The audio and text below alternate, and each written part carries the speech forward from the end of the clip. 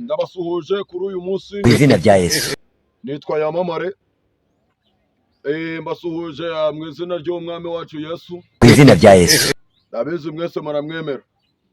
Nawe Yamamare rero. Uyu munsi rero naje njya kuvuga ku bintu bigera muri 4 by'abantu basigaye baratubesha.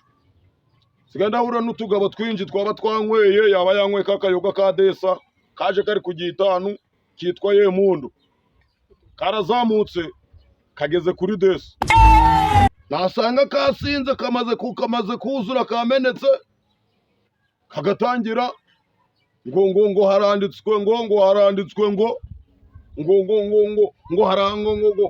uzasome kamwe ngo tunywe gake. Ako tunywe gake ibyo ngibyo wagasoma ikibuno cimbwa we handitswe yuko ugomba kumuka umusinzi. Gusinda bya Yesu. Haranditswe ngo vino n'umukobanyi inzoga zirakubaganisha.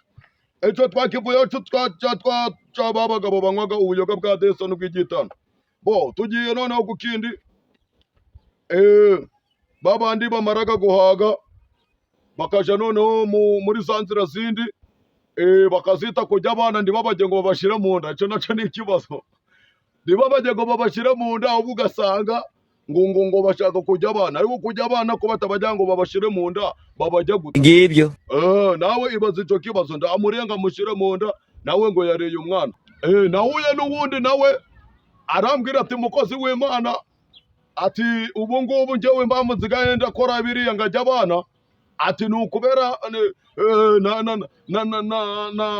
uriya mugabo nindera wandi wasabye Imana ubwenge. Salomo ngo yari afite ngo abagore 1000 ngo n'umwe ngo n'injoreke 700. Ibyo nibwo nibyagenderaho.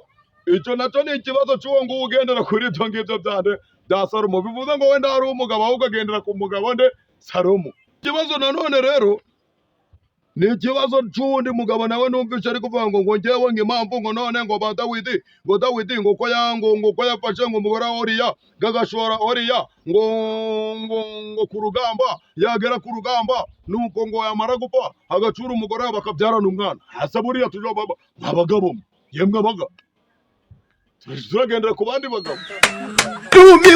Ikibazo icyo nacyo tugomba kugira ute kucigaho kigakemuka.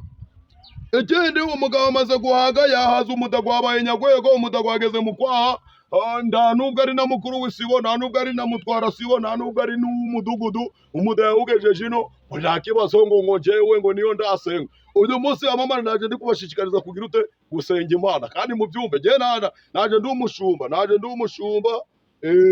umushumba muri kubibona, ndi umushumba w'itorero nako atari uwinga nta nubwo ari umushumba w'intama.